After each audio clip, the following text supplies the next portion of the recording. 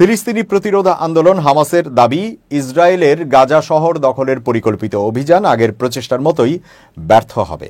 Hamas এক বিবৃতিতে এই মন্তব্য করেছে।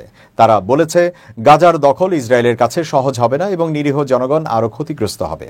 এর আগে ইসরায়েলি প্রতিরক্ষামন্ত্রী ইসরায়েল কাটস গাজা শহর দখলের উদ্দেশ্যে অপারেশন গিডিয়ন্স চ্যারিয়টস ২ নামক অভিযানের পরিকল্পনা অনুমোদন করেন।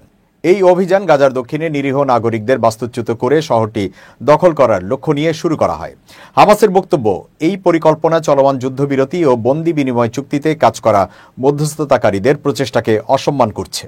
হামাসের বিবৃতিতে আরও বলা হয়েছে, ইসরায়েলি সরকার মধ্যস্থতাকারীদের প্রস্তাব গ্রহণ না করে গাজার শহর ধ্বংস ও জনগণকে বাস্তুচ্যুত করার লক্ষ্যে নৃশংস যুদ্ধ চালাচ্ছে। তারা প্রধানমন্ত্রী বেনিয়ামিন নেতানিয়াহুকে চুক্তি লঙ্ঘনকারী আখ্যায়িত করেছে এবং বন্দীদের জীবনের প্রতি অবজ্ঞা দেখিয়েছে। হামাস মধ্যস্থতাকারীদের প্রতি আহ্বান জানিয়েছে যাতে তারা গাজায় জনগণের উপর চলমান গণহত্যা বন্ধে ইসরায়েলের ওপর সর্বোচ্চ চাপ প্রয়োগ করেন।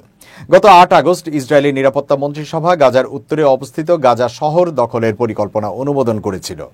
মন্ত্রিসভার বৈঠকের আগে নেতানিয়াহু বলেছেন, ইসরায়েল পুরো গাজা উপত্যকা দখল করার লক্ষ্য নিয়েছে। এরপর বুধবার কাটস এই পরিকল্পনাও অনুমোদন করেন এবং বৃহস্পতিবার উপত্যকায় অভিযান শুরু হয়। পরিকল্পনা অনুযায়ী প্রায় ১০ লাখ ফিলিস্তিনিকে প্রথমে দক্ষিণে সরানো হবে, শহরকে অবরোধ করে তারপর দখল করা হবে।